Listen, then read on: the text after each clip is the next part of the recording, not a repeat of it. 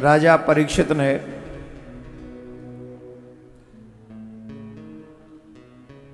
पृथ्वी मां की रक्षा और धर्म की रक्षा के लिए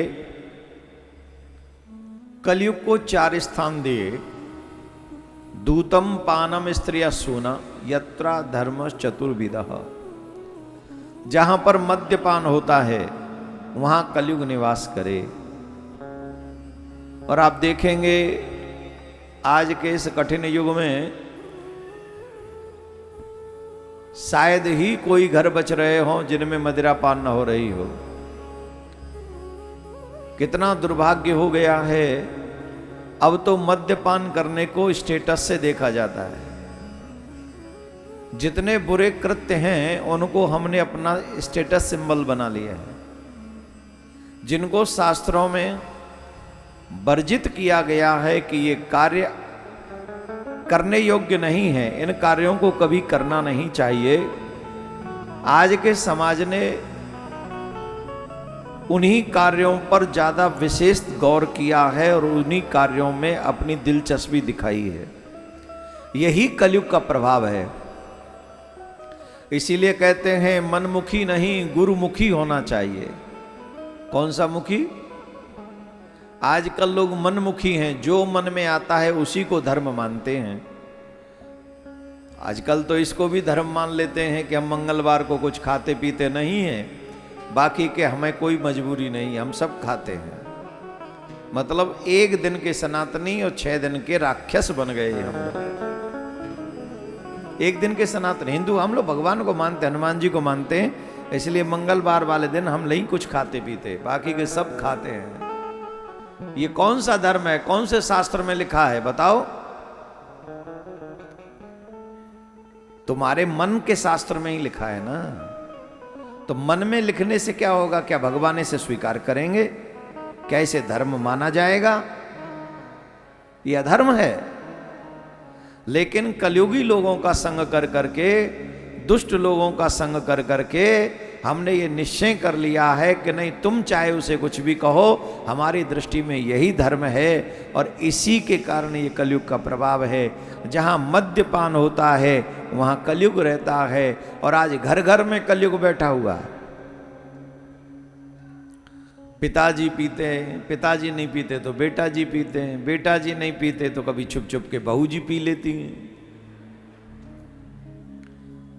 ऐसे हंस रही हो जैसे हम झूठ बोल रहे हैं। बहू जी नहीं पीती हैं। सैटरडे संडे नाइट में आप लोग दिल्ली में भ्रमण करो और फिर देखो, मुंबई में भ्रमण करो फिर देखो। मैं उनके अगेंस्ट नहीं हूं भैया, तुम्हारी जो मर्जी आए सो करो, पर इसे धर्म नहीं कहो, इसे अधर्म ही कहो, क्योंकि ये अधर्म है। अब आजकल तो कहते हमारी मर्जी आएगी, हम वो खाएंगे पिएंगे, तुम कौन होते हो? अरे भाई ऐसा नहीं होता। कल को तुम कहने लगो हमारी मानवों के मांस को खाने की इच्छा है तो हम वो खाएंगे, ये कैसे हो पाएगा?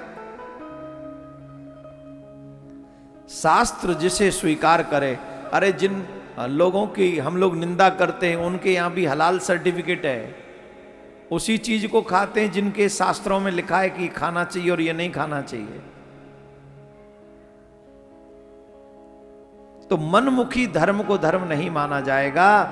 शास्त्र जिसे स्वीकार करें वही धर्म है और शास्त्र जिसे अस्वीकार करें वही अधर्म है। हे भारत के सनातनियों, हे विश्व में रह रहे सनातनियों, इस बात पर फोकस करो, ध्यान करो, समझो और अपने घर में इसका पालन करो।